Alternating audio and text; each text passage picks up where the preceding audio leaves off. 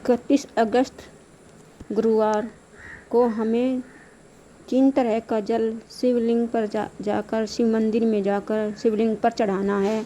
1 लोटा सादा जल लेकर हमें शिव मंदिर जाकर शिवलिंग पर चढ़ाना है। दूसरा लोटा जल में हमें इत्र डालकर शिव को चढ़ाना है। चाहे कितना भी रोगी आदमी है, कितनी भी बड़ी बीमारी से घिरा है, कितनी ही उसको चाहे समस्या हो, महाशिव पुराण और पंडित मिश्रा जी के अनुसार 1 लोटा जल में इत्र डालकर शिव को समर्पित करने से कितनी भी बड़ी बीमारी हो उससे मुक्ति मिल जाएगी। बीमार आदमी के हाथ से लोटे का स्पर्श करवाकर इत्र डाले हुए जल को शिव को समर्पित करें। 5 दिन करें, 7 दिन करें या फिर 11 दिन करें। आपको पता चल जाएगा 1 लोटा जल औषधि का काम कर रहा है या नहीं। 1 लोटा सादा जल और दूसरा लोटा इत्र डालकर तीसरा लोटा जल जो महाशिव पुराण में कहा गया है, आइए जानते हैं पंडित मिश्रा जी से। पंडित मिश्रा जी का कहना है तीसरा लोटा जल जो है बेलपत्र का है। शिव महापुराण कथा कहती है 1 लोटे जल में बेलपत्र डालकर शिव को समर्पित करना है। अपने मन की मनोकामना करके शिव को चढ़ाना है। महाशिव पुराण की कथा कहती है जो आपने सद्य जल का लोटा शिव को चढ़ाया है, आपने शिव को अपने घर का पता दिया है, निमंत्रण दिया है।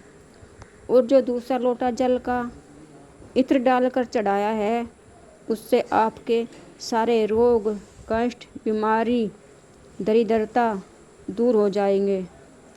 पंडित मिश्रा जी और शिव महापुराण कथा कहती है आपने जो तीसरा लोटा जल का बेलपत्र डालकर चढ़ाया है, उससे जो भी आपकी मनोकामना होगी और जो भी आपको समस्या होगी, जिस कामना के लिए आपने वह चढ़ाया है, वो सब पूरी हो जाएगी।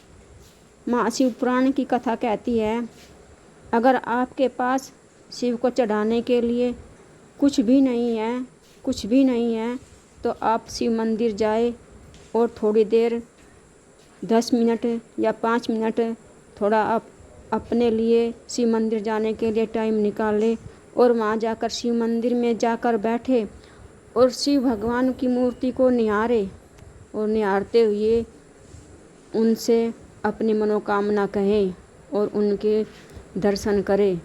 हाथ जोड़कर बैठे और उनसे आशीर्वाद ले। भगवान शिव आपको ज़रूर आशीर्वाद देंगे।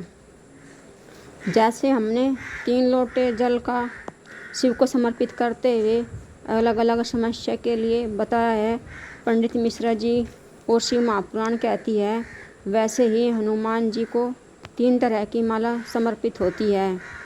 पहली माला आकड़े के पत्ते की और दूसरी माला बेलपत्र की, तीसरी माला होती है पीपल के पत्ते की। ये 3 तरह की माला भगवान हनुमान जी को समर्पित होती है। जब शरीर को बहुत सारे कष्ट हो जाए, बहुत सारी बड़ी बीमारियां हो जाए, जैसे लीवर, किडनी, फेफड़े, कैंसर जैसी पीड़ित बीमारी से बीमार हो जाए, तो यह उपाय अवश्य करना। 108 पीपल के पत्ते लेना और उनकी माला बनाना। याद रखना, हमें माला बनाते समय हनुमान चालीसा का पाठ करते रहना है। और जब माला बन जाए, जो व्यक्ति बीमार है, माला का उसके हाथ का स्पर्श करवाकर ये माला अष्टमी के दिन हनुमान जी को समर्पित करें। शुक्ल पक्ष की अष्टमी होनी चाहिए और प्रदोष काल के समय करें। आप ये उपाय 3 से या 4 शुक्ल पक्ष अष्टमी को करें।